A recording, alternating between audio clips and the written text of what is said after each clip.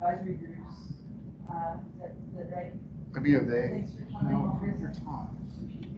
Heard other Can you see like a list? Y'all are always welcome, obviously, to our. Yes, it's not hers is muted. She was on. Okay. Like she muted herself.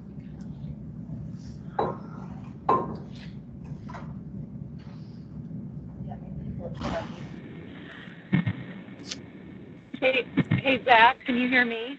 Yes, we can hear you now. No, that's Janice. I'm testing the system. So I just unmuted myself with star 6. So that works. Yeah, we can hear you, Janice. We can hear Tom. Hello, can you hear me? Is this Portland? Yes. Oh, okay, wonderful. Yes, I was in a meeting recently about smart cities and all the wonderful things we're going to do with autonomous vehicles, but we couldn't get the projector to work. So I had a sinking feeling that we might not get there very soon. So good morning, everybody. How are you? Morning. Great. Great. My name is Elisa Kane. I want to thank you for having me. Thanks, Zach, for inviting me. Portland, nice and sunny this morning, and you're getting me on the caffeinated side, so that's probably good or potentially bad. We'll figure that out as we go along. I heard a little bit about the kind of pivot to talking about what we're working on. So I thought I would share kind of the history of how Portland has been working on climate and specifically pivoting towards a more equitable focus. Things we're grappling with now, I think those are very real, and it sounds like from what I heard from Zach, it's a very similar dynamic. And then maybe a glimpse at the future. So kind of a simple layout for today. Can most people hear me? Yes, you're clear. Okay, terrific. Well, I'll just get started. And, you know, as Zach mentioned, Portland's been working on climate for a long time. We've had a greenhouse gas reduction strategy starting in 1993, which then morphed into a series of climate action plans. Our most recent one was 2015, which is now 5 years ago, and certainly it's starting to show its shelf life, although many of the actions are currently underway or already completed. So I feel pretty good about where we are as we look to creating a new climate action plan. At first, we were going to have one done by the end of the year. I don't think we're going to hit that target, but we're certainly going to try.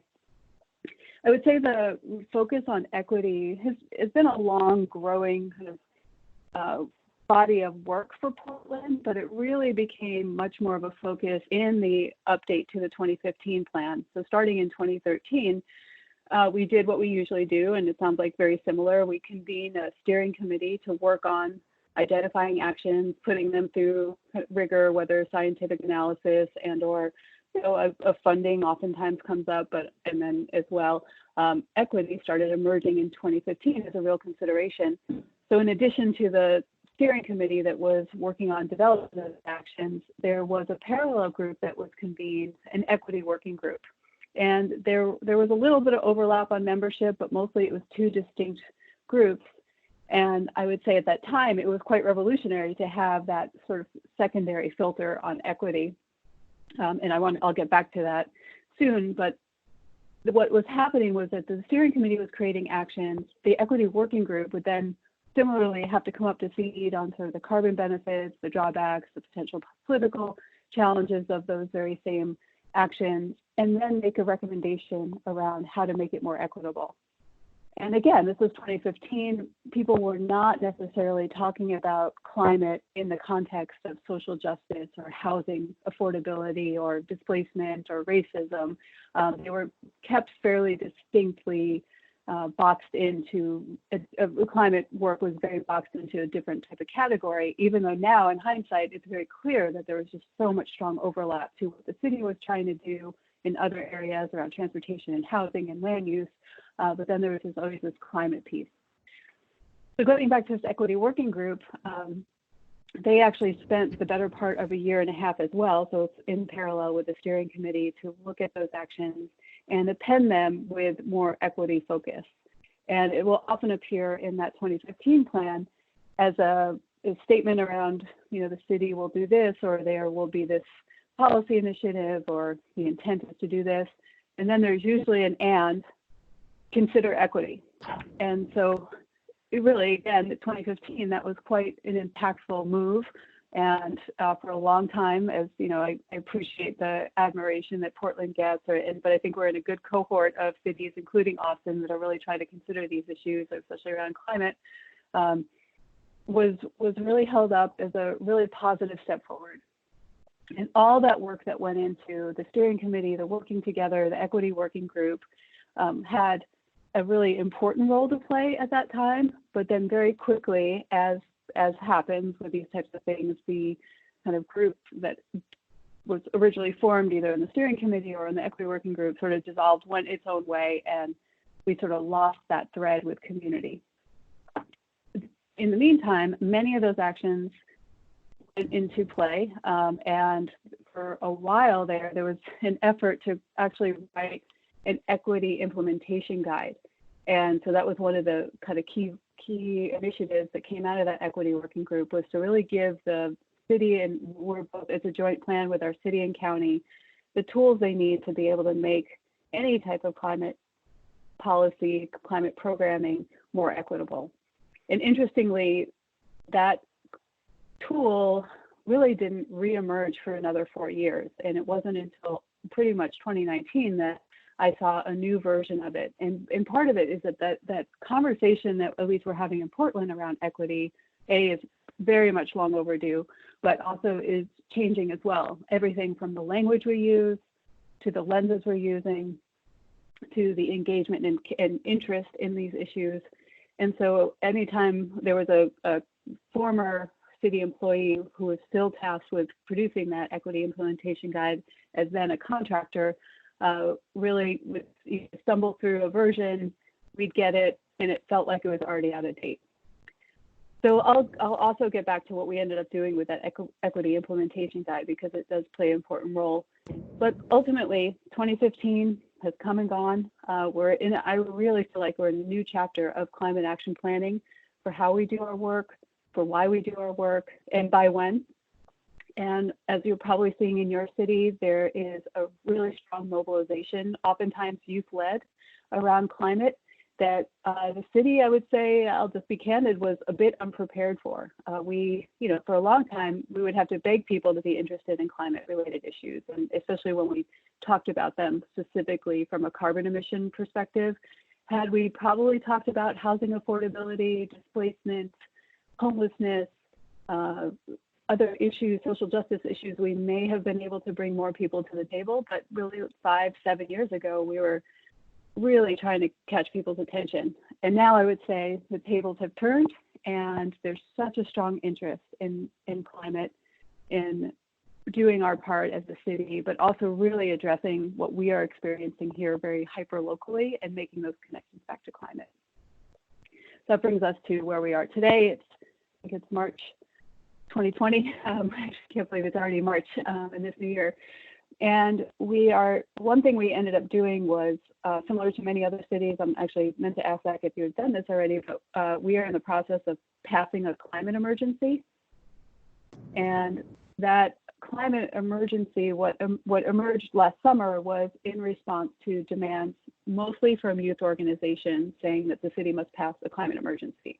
And it was sort of a simple statement like that. So the city did what it usually does, which is goes to its bureau partners and say, okay, what are some actions that have emerged since 2015? What can we put in this document? What should we be focusing on? There's already a lot of good work that's already happening around transportation, and there's zoning code updates, and how can we capture that and put it in this climate emergency, which is what we did. We put the first version out on the street, and very quickly, within days, we heard back from the community say, well, this is all fine and good, but where are we? Where are you talking about frontline communities? Where are you considering impacts from people who are already experiencing climate change? Where are you connecting the dots between community priorities and climate action? And so the mayor's office intervened and basically redirected our office to spend the next handful of months reaching out to frontline communities. And we can talk a little bit about that definition if we need to, and recreate a new climate emergency. And I'll be able to share that with Zach afterwards. You can read it. But I really think it is an evolution of what we've been hearing and trying to understand as a city about where we are as a community, specifically around impacted communities And it tries to do a couple of things. It tries to acknowledge that there has been policies and programs that maybe have not only not served under frontline communities, but have done harm. So we try to do some recognition justice in that area. We set a table for how we're going to do this work in the future, really trying to focus on frontline communities. And I'll just briefly say in Portland, that is in particular, Black, Indigenous, low-income communities. We have a much longer list as we explain it in our climate emergency. We try not to define it specifically, but say these are the folks that we know are impacted first and worst by climate change in Portland. And we then go on to talk about how we are going to update our goals to be much more in accordance with the global covenants around achieving net zero by 2050. I think in prior years, the kind of going statement was 80% below by 2050, and now we're going for net zero by 2050 with the interim step of being quite advanced by 2030, which is now only less than a decade away, of a 50% below 1990 levels. So that's very much part of our C40 kind of cohort of cities. I imagine Austin might be in that same group. And then more kind of succinctly, the other thing we're trying to do with this climate emergency is set the table for how we're going to do this work. And we very specifically avoid using set language on what type of structure we're going to use. We say we are now creating an effort to create a governance structure around doing climate work in Portland that's both for the planning part, so to create the action plan, but then also for implementation. So we have a big task ahead of us of trying to both create a new table, expand the table that had been predominantly involved in prior years, and reset it to really focus on prioritizing voices, interests, acknowledging community-led climate action from frontline communities. So that's kind of our history and where things are headed now. And why don't I just take a brief pause? We can have some questions. There are some more things I want to hit on, but I think maybe I could stop talking for a couple of minutes and hear from you all. There are questions?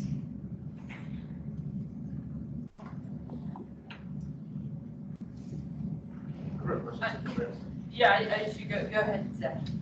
Yeah, so Elisa, the approach of creating actions and adding on an and statement, how did that end up working out?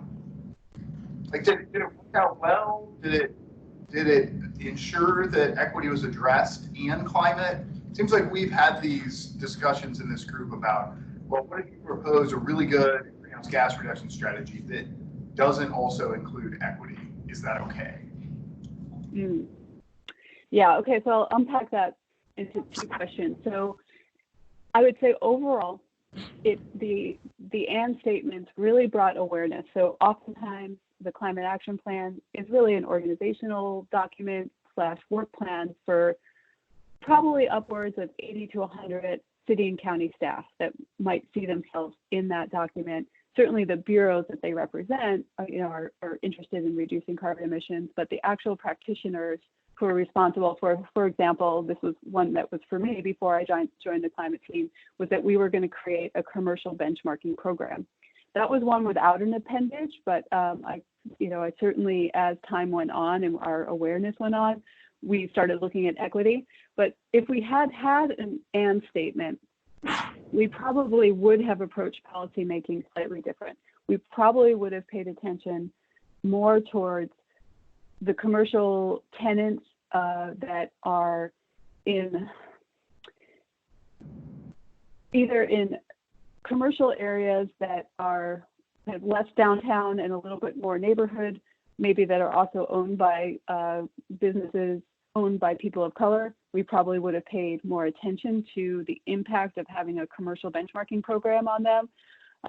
At the time, we didn't really do that, but I would say if we had that and statement, we probably would have done a maybe modestly better job of looking at that. So overall, I felt like the and statement for the practitioners, like the city staff, is a signal that you need to go a little bit deeper, but I would say wouldn't fully direct either the decision makers or the implementers to do a more thorough assessment and ask better questions. And so this question about if you end up coming up with an action that's going to do really well reducing carbon emissions, but may have some negative impacts, should you still do it? I got that exact same question yesterday when I was reaching out to an environmental group and as we were talking about the climate emergency. And I don't have a perfect answer for that, but what I'm going to put out there into the world is that I think we then need to ask more questions. Because if you're going to say that we're going to reduce carbon emissions, and I can, maybe let's try to do an example of this, which is, I know in Portland, one of the ways we actually see a reduction, at least in the math of our carbon emissions, is by people purchasing green power. And in Portland, there's a high rate, I think about 10% of the utility customers, so this is gas and electricity, purchase green power. And, you know, I don't want to spend the next hour talking about why that may be good or why that may be bad. But if we were to go after, let's double that. That might be a very logical climate action plan item.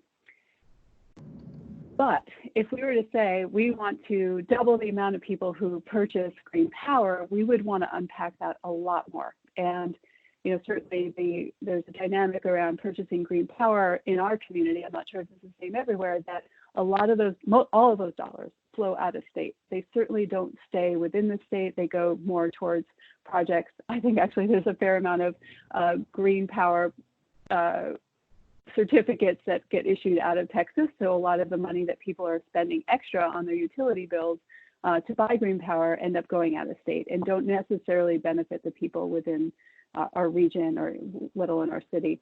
And so if we were to kind of recraft that and say, this is a really good carbon emission reduction strategy, I think we'd also want to consider how we could lift up a localized fund for those green renewable energy certificates or RECs, which actually then when you start unpacking that more, there's actually a lot of legal considerations. There's a state public utility commission that gets involved, and it becomes a much more complicated conversation to have around whether or not we can do that.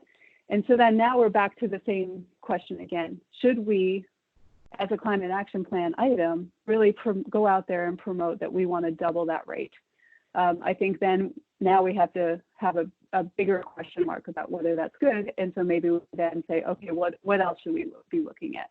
Maybe the setting up of a localized fund to help, then you could use potentially that additional contribution for people paying for additional clean energy. You could use that locally then to help lower income homeowners either do weatherization, potentially purchase solar, or contribute to a community-owned solar project. So that's some of the potential there. And then maybe you're back to, okay, this could be a good idea if we can get through all the barriers of having a local REC product. So I think there, again, I go back to that there's no perfect answer, but I would want to be very thoughtful about just because it reduces carbon emissions, and even if you're already acknowledging this could do some harm, in this, at least from my viewpoint, we would want to really consider that. And maybe by doing that, we unpack a new solution that we hadn't seen before. So if anything, it becomes an impetus to ask better questions, to do a deeper assessment, and this is both upstream and downstream. Who gets impacted upstream, who gets impacted downstream? Those are all really good exercises to do. Thanks. I have a question. So I'm sorry, I'm not able to hear if there's a question coming or if it's just background noise. Okay, here's another question. All right. Thanks for that response. So my question is, I think something that we're battling with as a steering committee and as the advisory groups focused on different topics of this plan are starting to dive into recommendations. It seems to me that there's a certain level of depth that you need to get into in terms of how you implement programs to actually get to understand some of the equity implications. How did you balance, maintaining a high-level vision for a climate plan with making sure that you're diving in deep enough to address some of those concerns? Okay, it's a good question. I think what's coming up for me is there's probably a couple approaches. One thing I wanted to come back to, this is part of the equity implementation guide, is that what we realized very quickly is that we could have a Word document that involved a lot of checklists. You could give that to a person, an implementer, and then it becomes a check the box exercise, or it gets just put on the side of the desk and nobody pays attention to it. So one thing we ended up doing is, instead of really focusing on let's create a whole new implementation guide, we created a learning journey, and this sounds very unbureaucratic, but we created a space for it. It was a cohort of about 20 practitioners from the city and county, from a lot of different departments, to come together and really examine, I would say it's much more hearts and minds as opposed to spreadsheets and PowerPoints, to ask those practitioners to look more deeply and develop the reflexes. I call it sort of a muscle that you need to start using to be able to do that analysis in much more real time. So it doesn't hold up your implementation of a policy that you know is really important to start achieving your carbon emissions, but that whomever is charged with that piece of work has already done the work behind the scenes. Kind of, again, this is much more soft skill work to say, when we start unpacking these policies, and I'm guessing a similar process in Austin is, our policies have a whole trajectory unto themselves of community involvement, lots of iteration, lots of industry involvement, both from the pro and con side, so navigating kind of an industry environment and then navigating a political environment in order to actually achieve that policy. So you end up with probably an iterative, body of work that hopefully at that point is really clear on who it's impacting, who it's benefiting, and who it's not. And that comes from a level of evolution in the practitioners. And I will say, when I first started, so I took on this job, this climate work. I've been at the Bureau for 15 years. I took this on about a year and a half ago. I was most amazed at how much resistance I was getting from my colleagues on actually doing the work differently. And a lot of that came from, well, we've been doing this for 25 years, just like this, and it's worked. And to some extent, that's very true, but the numbers are starting to show that Portland's carbon emission reductions have plateaued, and in some circumstances, in particular transportation, are starting to spike upwards. And they're certainly not getting the deep dive emission reductions that we're going to need to be able to do this, to be able to achieve our goals by 2030, let alone by 2050. And so I was asking them to loosen their grip on what was a little bit, and that's where I got just absolute brick wall. And that was, I had no idea that was what was going to happen. And that's why we brought in this learning journey experience to help. And this could be something you can do with your community partners. And in fact, some of you in the room could potentially look at this as an option, is to really try to find that space where it becomes much more natural. And I will say, it wasn't just because of that learning journey, but because of that, we're able to have much faster paced conversations about looking at our actions in a different way. And I feel like it's only going to help expedite us to be able to move in that more equitable climate justice space in the future. And so it is an investment. It is something the city has to invest resources, whether it's time, probably most likely also consultant help. But I think it pays off. And so I guess the second part of what I would answer is that we also need to build in some flexibility into our climate action plans, which from what I've seen in prior plans in Portland and beyond is that we don't do a lot of that. It's pretty much, this is what we're going to do, by when, and discussion over. And so I'm hopeful that our next version of climate action plans, whether it's Portland or Austin or otherwise, has a little bit more flexibility built into it to be more responsive to community, to be more responsive to the political environment, which is ever changing as we can see right now, and not lose that thread. And if I had a really great way to do that, I would share that with you next. But that's going to be trial by doing, and hopefully this next year for me. Susanna? Yeah, I just have a basic question. What's the ethnicity breakdown for Portland, Oregon, and what was the ethnicity breakdown for the environment and involvement in the equity plan? Do you mean demographic breakdown? I'm just Googling that very quickly here. So, we are a predominantly white city, although that is changing quite a bit. This is just, I'm pulling very quickly up the wiki here. So, I'm going to quote this with quotation marks. There's about a 3% Black population, and let's see, this is not doing a very good job rolling up, and about an 8% Latinx population.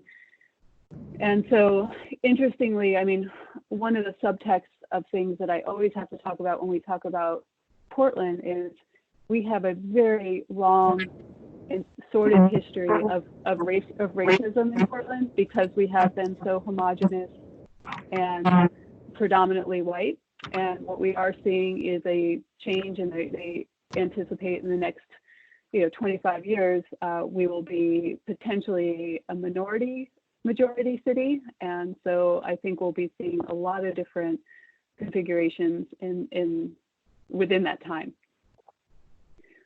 So one of the things that has been happening, and this might be why we're seeing such a strong interest in pivoting much more towards an equitable framework for our climate work, is that Portland, I've lived in Portland now 26 years, Portland is finally starting to grapple with its racist history. And there have been ups and downs in that along the road, but there's finally an awareness that a lot of our planning practices, our transportation policies, our zoning, our systemic, our systems, and including City of Portland, has had a long history of racist practices. And what I'm witnessing, at least, and I don't want to be the kind of the voice box for this, is that there's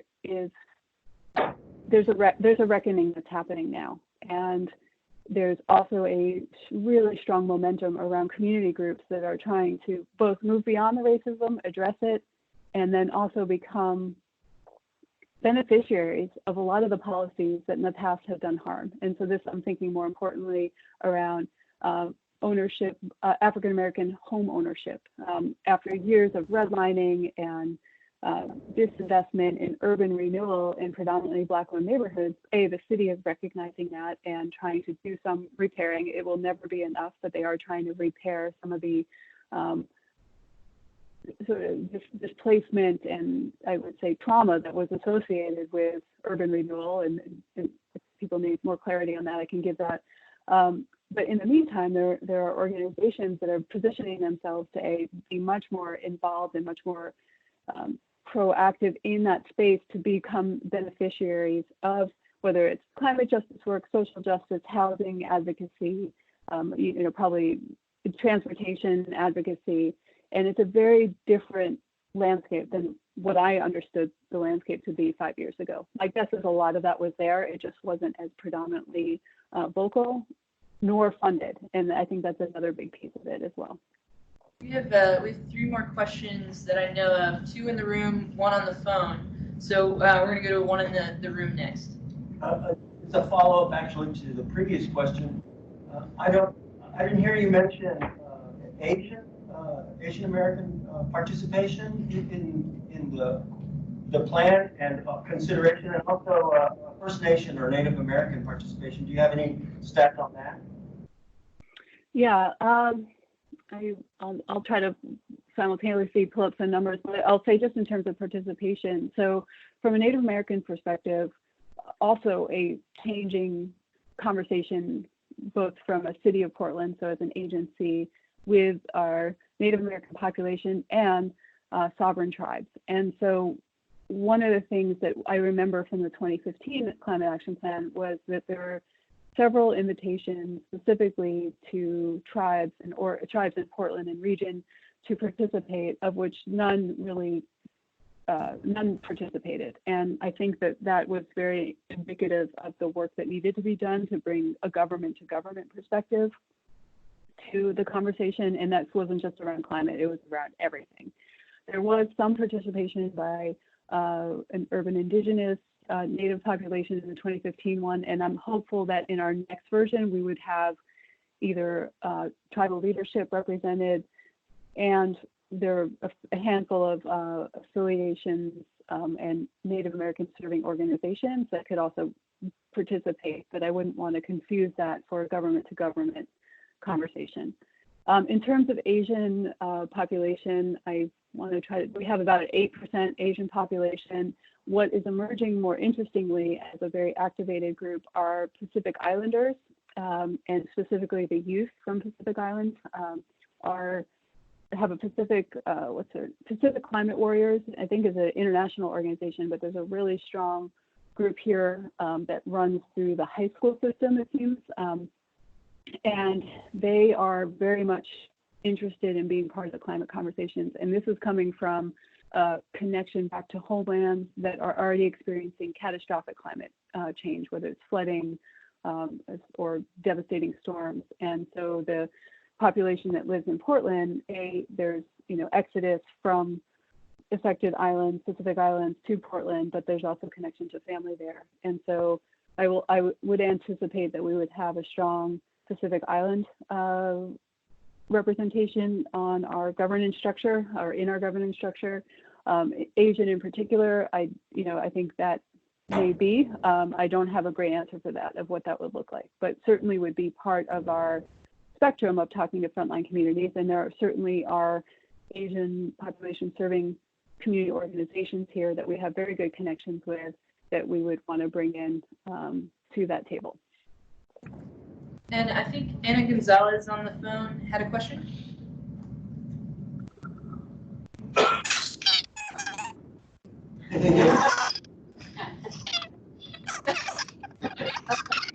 I think if you want to in chat put your question in, it sounds like you have a lot of helium.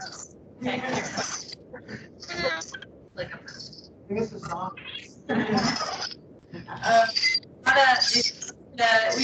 it at all. So I think that if you want to type your question, I'll ask it, and then or they'll see it, and then we'll go to another one in the room for now. Get a question. Yes. Close here? Yeah, just take a Okay. question. So hi, Alisa, and thank you for your presentation. I'm one of the climate ambassadors here in Austin, and I'm interested to know more about the process that you guys use for developing this shared concept of equity. In the report, you mentioned that there is a specific 5P analysis tool, and I'm very interested in that part because I think that's the one that resonates with our community in terms of like really get together the different perspectives, even for the Latino and, for different perspectives, Native American too, Asian, and I'm very interested in that part of the work. So I would love to hear more about that, or maybe just share a contact of the person who was in charge of that in Portland. Okay, I think I got most of that question there. I'll just try to share a little bit more about the kind of background work on the equity framing. And again, I'll just reiterate that I wasn't part of that 2015 conversation, but this is what I've learned from kind of doing the post-analysis is, there were a lot of different tools that are available now, probably online, to take that equity into consideration.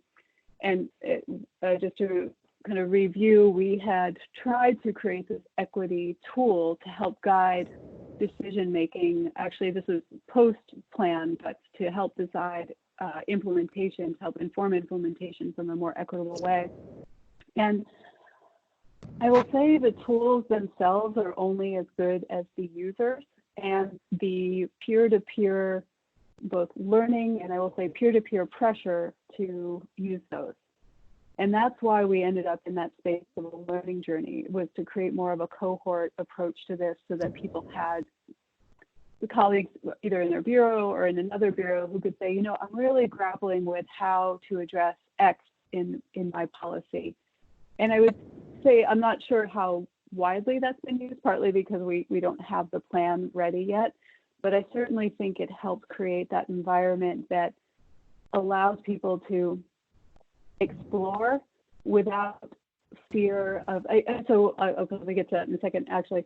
Helps people explore and learn and be a little bit more vulnerable in that space, because I will point out that many of the practitioners that I work with are white-bodied people like me and don't have the lived experience of the people that I think we are intending to intending to include and really focus on. And I do think that that's a huge barrier for us moving forward. I will also say that is changing as people leave the city and new people are hired. So I'm hopeful that within less than a handful of years, we'll have a different resource within the climate practitioners at the city.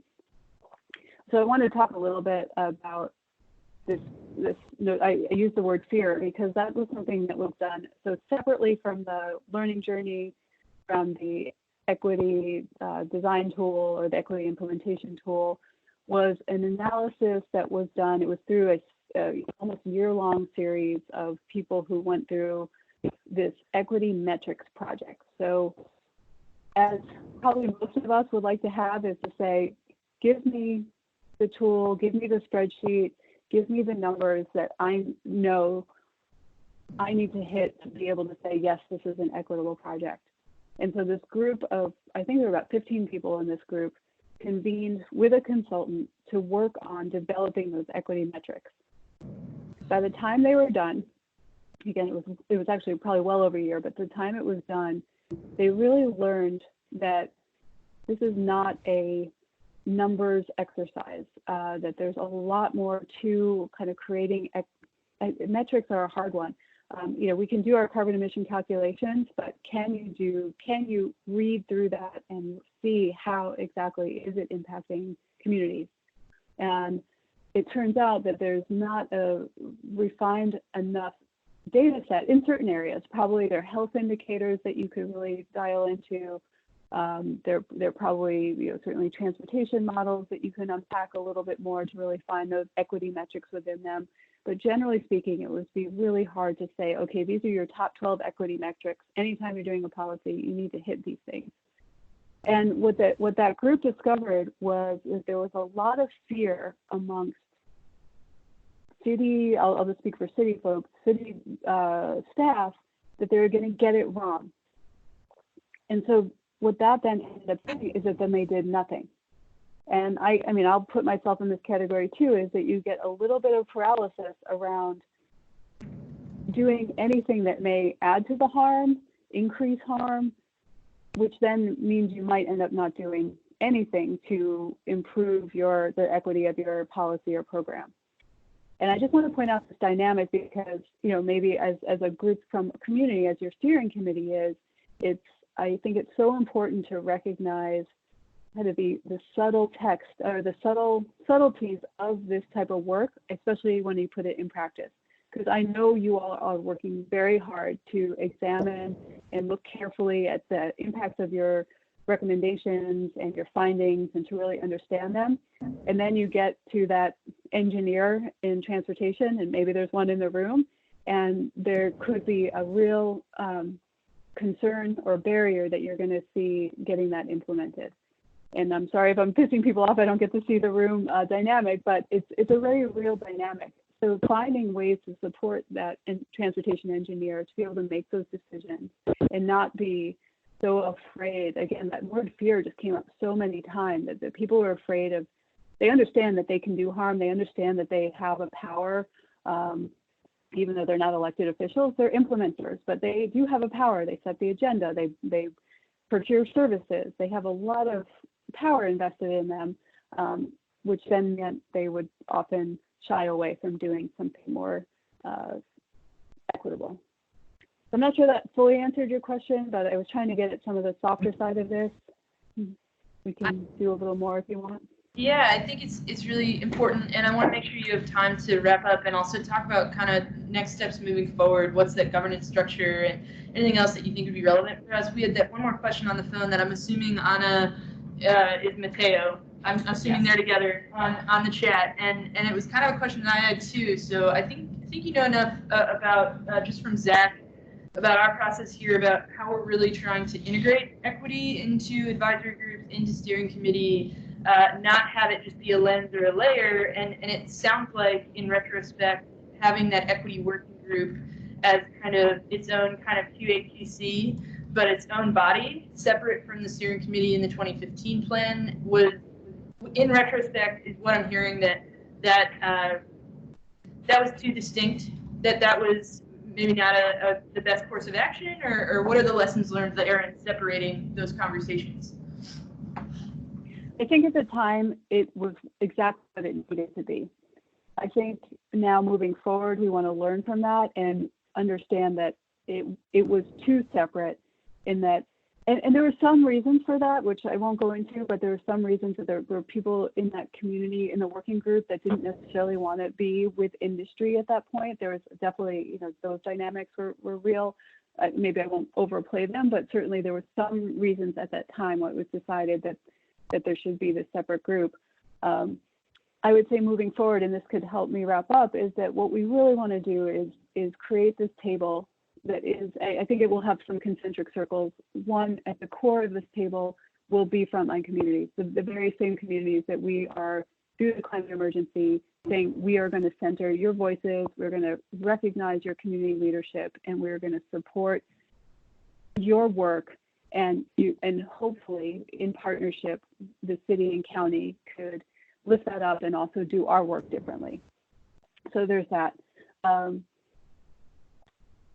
Then the next ring, interestingly, is a dynamic that we haven't gotten into, is kind of our longer standing environmental organizations that are very concerned that they're not going to be involved in this climate conversation. I was just with one yesterday, and I got a lot of pushback on the language in our climate emergency because they're not seeing themselves there.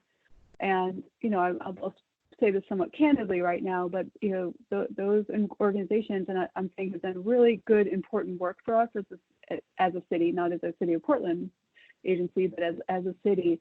It's been key to so many things. I also think there is time to allow other community voices to appear. They've had a seat at the table for the last 25 years, have been very strong advocates, have really done things, but they haven't always represented the communities that we're talking about very well. And so there's that second concentric circle of sort of activated environmental groups that don't have a social justice focus, that are much more kind of natural resource focused. The third concentric circle, I would put more in industry. And so this is our utilities, this is our large building owners. Transportation is an interesting place. Industry, we have the City of Portland does not manage its mass transit system, so we have a whole separate government body that does our buses and maxes and streetcars, and so bringing them into the room. And then probably the fourth and larger concentric circle is all the people who are interested in this. I'm forgetting that there, and I'll put an asterisk, we don't have time to talk about it, but there will be a strong youth representation in that first concentric circle. So that's how I see the governance structure. I'm not putting too much finality on that, because I do think one of the key things we're going to do is reach out to community and say, what should this look like? And help us shape it. And how do we balance the power dynamic in the room? Because that was one of the reasons why there was two separate groups, that the power dynamic of the steering committee was such that there was a really strong balance towards industry, and that community didn't feel safe in that room or comfortable in that room. What I think we're going to want to try to do in this new structure is to really kind of rebalance the table so that that frontline community group, frontline community cohort can really be the leaders of the room, and the rest of us are there to learn and support. Other questions? Yes? Another question, I actually want to have a come up? comment. Can you hear me? I think you might have to come a little closer. Thanks. Well, we've been talking about equity for a number of years now, and we're at a certain place with the word equity. I just want to bring into the conversation that equity is also anti-racist work. So when you mention people who are afraid to do something relative to equity, that tells me that those gatekeepers need to educate themselves so that they can get excited about anti-racist work as it relates to climate, especially. Thank you. Yes, I would acknowledge that. I think that's a very real dynamic and does speak to the work that needs to be done to be able to come to this table to do a much more climate equity or climate justice work. And certainly in Portland, the work around anti-racism has a lot more room to grow. And as practitioners, I would expect my colleagues to be doing that work, both at work, at home, any chance they can. And certainly when we set that table, it's going to be an important kind of conversation that we're having.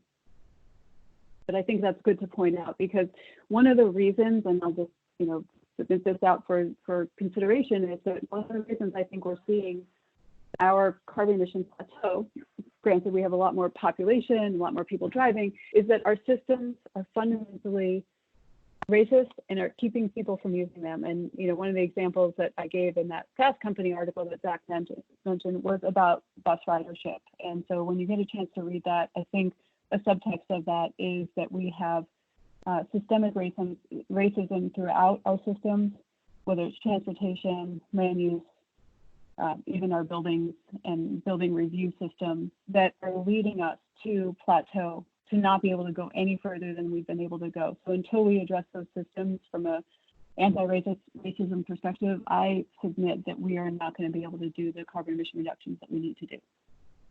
And that has been a popular sentiment. I'll just be honest with you, not everyone is supportive of that, but again, I get to use this platform until I'm told otherwise, but to use this platform to really add awareness to that dynamic in our city. So I think there's two more questions that I know of in the room. Any others? Okay, Zach? Yeah, I had a question about so in terms of funding things and paying for things, right? Like leaving things to the market and capitalism, is just going to perpetuate these same outcomes. And so getting the money to pay for programs is obviously very important in implementation. So can you talk about, without telling the long story, about the way that you guys are generating more revenue and how that came about to spend on climate? Yes, okay, so what Zach's referring to is the passage by voters on the ballot of the Portland Clean Energy Fund. And that was a fully 100% community-led initiative that to be shaped and then put on the ballot and then voted on by Portland residents with, I think, a 60-40% majority to pass it. And it is a 1% surcharge fee tax, you can choose your word there, on goods, certain goods, so not groceries, but certain goods, to then support clean energy projects. And the actual administration and the disbursement of that fund is going to be, it's led by a community-led commission that makes those decisions. It is staffed by city staff, which is an interesting dynamic, but certainly because it goes through a revenue office through the city, because it is a collected tax, there has to be, at least it was decided there needed to be some city involvement in that.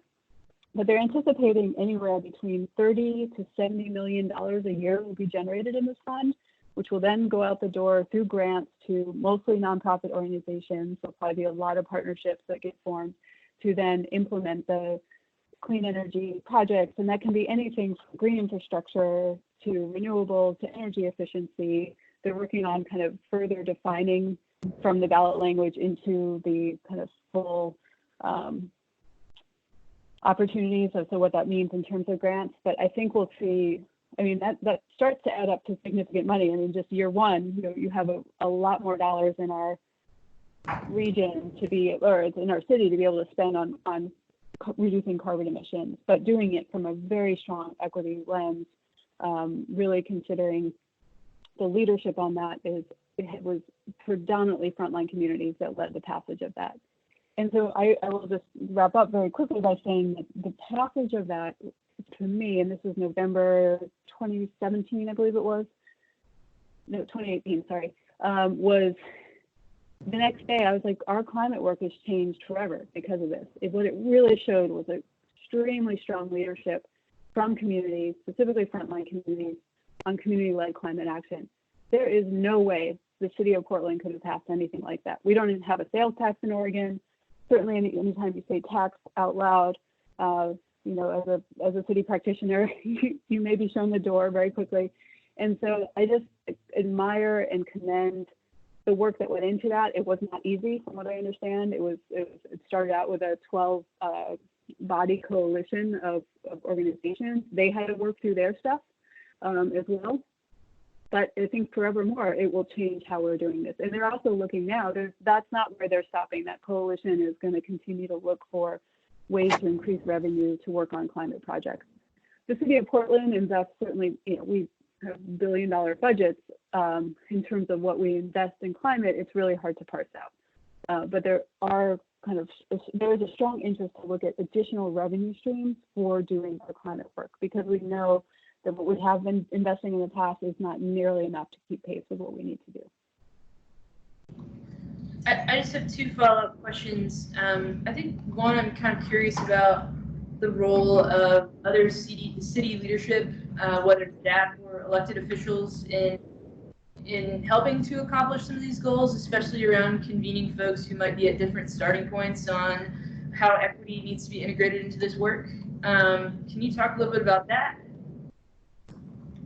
Yeah, so I would say our city council we have 5-person city council, we have including a mayor, and it's not a strong mayor position, but the mayor is certainly probably the most visible city council member. There are several council members at this time that are very committed to this work. In fact, one of them was one of the early coalition members of that Portland Clean Energy Fund, but then went on to become elected and now probably has less of a role just because of even though I believe she's very strongly in part of it, but is probably less involved as she was. So I think that there's support for this pivot towards a much more of frontline community focused work. I will say it's not without its challenges. I think, you know, there is a very distinct difference between a political timeline and then working at the speed of trust, which is what we're trying to do in community. I would say they are at opposite sides of the spectrum, and one of my jobs is to navigate that space almost on a daily basis, saying, you know, I hear the hurry up, go, go, go, go from leadership and electeds, and meanwhile community saying, we want you to go fast, but we want you to do it right. So it is definitely one of the more challenging pieces of this work. Thanks. Drew? Yeah, if you wouldn't mind asking her just if she had one bit of advice to give us. A vague question from Drew Nelson in the room. That might be a good one to end on. I think, you know, what's the one biggest piece of advice that you think we should hear moving forward, knowing where we're at in our planning?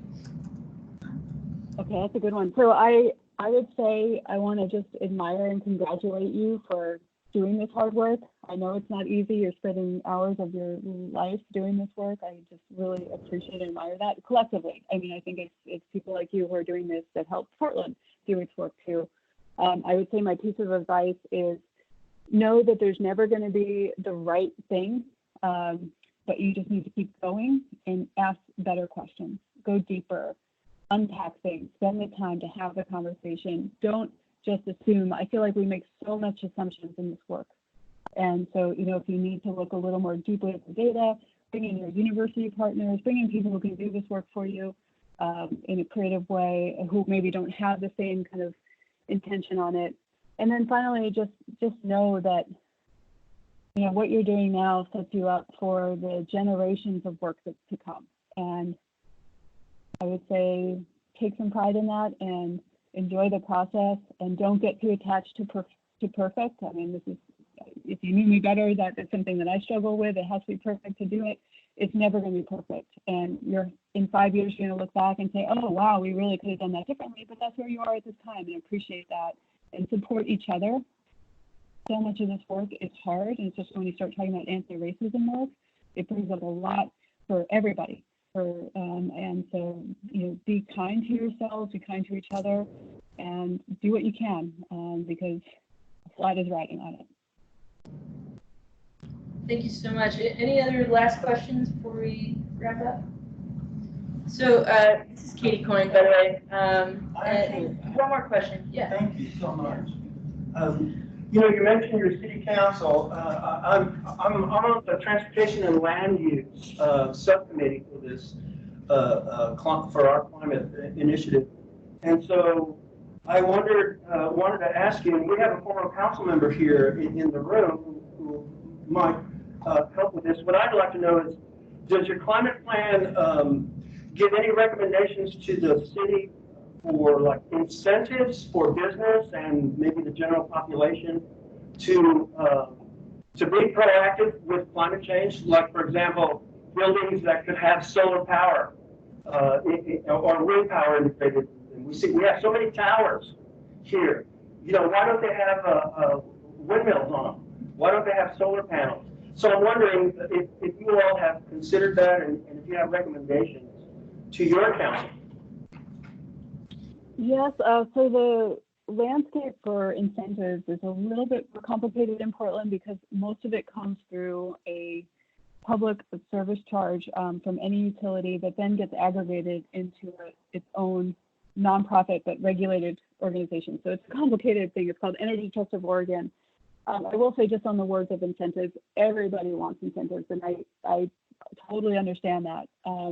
I have seen the landscape change, that incentives are becoming harder and harder and fewer and farther between because they're again, complex picture, but energy codes are increasing, so just kind of meeting the letter of the law is not something that we're able to provide incentives. I will say probably the biggest incentive in play right now is that clean energy fund that we just talked about. And I would say in the past, the city itself has been very resistant to doing incentives. We've played in that area. The amount that we have is nowhere near the need, and so I would just be cautious about incentives because I do think that depending on if you have the resources, that's great. But I do often feel like they're over relied on when. I'm just going to be honest, is that everyone's going to have to do their part, and we don't talk enough about how much this is going to cost, and the reality on that. Not doing things is going to cost a lot more, so we just have to. I don't have a perfect answer on that one yet, but there are probably a fair amount of existing incentives that could be bundled, and you as a city could offer those. When I did some work on the energy benchmarking, I knew that Austin, through your power company, had a decent level of incentives specifically for retrofits and potentially solar. Thanks. Thank you. Well, we're at time, and so this is Katie Coyne. I co-chair our steering committee for this project, and we have over 100 folks committed to bi-weekly meetings for the project duration. Mostly voluntarily coming to these meetings for this project. So on behalf of all of us, I really appreciate you taking the hour to talk to us about your plan and about the work that you're doing. And I wanted to ask if you're willing to continue the conversation, and if there's other questions that come up from advisory group members or climate ambassadors or anyone in the community about lessons learned and really just knowledge sharing across our cities. Is that something you're willing to continue the conversation on? Absolutely. And in fact, I may tap you in 6 months to help us navigate our waters over here. So yes, I think that's absolutely appropriate. Great. Thank you so much for taking the time, and thanks for all the advisory group folks who were able to join us on the phone and in person. So thanks for making the time. Okay, thanks all. Take care. I'll see you in Austin sometime. Take care. Good. Yeah. Thank you. Thanks. All right. We have 30 minutes left for our meeting. We're on